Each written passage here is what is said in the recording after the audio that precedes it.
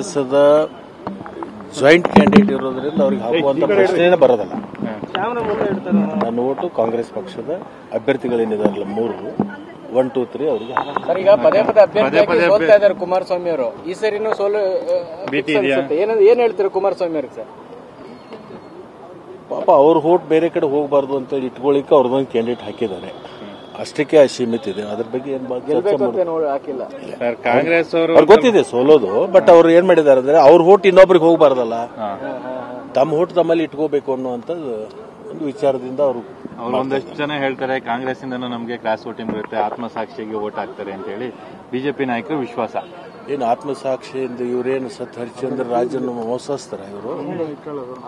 ಅವ್ರಿಗೆ ಆತ್ಮಸಾಕ್ಷಿಯಾಗಿ ಓಟ್ ಹಾಕ್ಬೇಕು, ಯಾವ್ರಿಗೋಸ್ಕರ ಹಾಕ್ಬೇಕು? ಏನ್ ಕಾರಣ ಏನಂತ ಅಲ್ಲ, ಅವ್ರು ಕೇಳ್ತಾ ಇರೋದು ಆತ್ಮಸಾಕ್ಷಿ ಯಾಕೆ ಇವ್ರಿಗೋಸ್ಕರ ಯಾಕೆ ಆತ್ಮಸಾಕ್ಷಿ ಅಂತ. ಸರ್, ಬಿಜೆಪಿ ಅವರು ತಮ್ಮನ್ನ ಸಂಪರ್ಕ ಮಾಡ್ತಕ್ಕಂಥ ಪ್ರಯತ್ನ ಮಾಡಿದ್ರೆ 42 ಶಾಸಕರು ಸಂಪರ್ಕ ಮಾಡಿದ್ದಾರೆ. ಯಾರು ಸಂಪರ್ಕ ಮಾಡಿಲ್ಲ, ನನಗೆ ಯಾರು ಮಾತಾಡೋಣ. ನೀವು ಹಳೆ ಸಂಪರ್ಕ ಮಾಡೋ ಧೈರ್ಯ ಇಲ್ವಾ ಬಿಜೆಪಿ ಅವ್ರಿಗೆ? ನಾನು ಯಾಕೆ ಸಂಪರ್ಕ ಮಾಡ್ತಾರೆ? ನಾನು ಕಾಂಗ್ರೆಸ್ ಪಕ್ಷದ ಚಿಹ್ನೆ ಮ್ಯಾಗ ಆಯ್ಸ್ ಬಂದ್ಮೇಲೆ ನಾನು ಕೇಳ್ತಕ್ಕಂಥದ್ದು ಮತ ಯಾಕೆ ಅಂತ ಹೇಳೋದು ಅವ್ರಿಗೆ ಹಕ್ಕಿಲ್ಲ, ಮತ್ತು ಅದನ್ನ ಕೇಳುವಂತ ಪ್ರಶ್ನೆ ಉದ್ಭವ ಆಗಲ್ಲ ರೀ.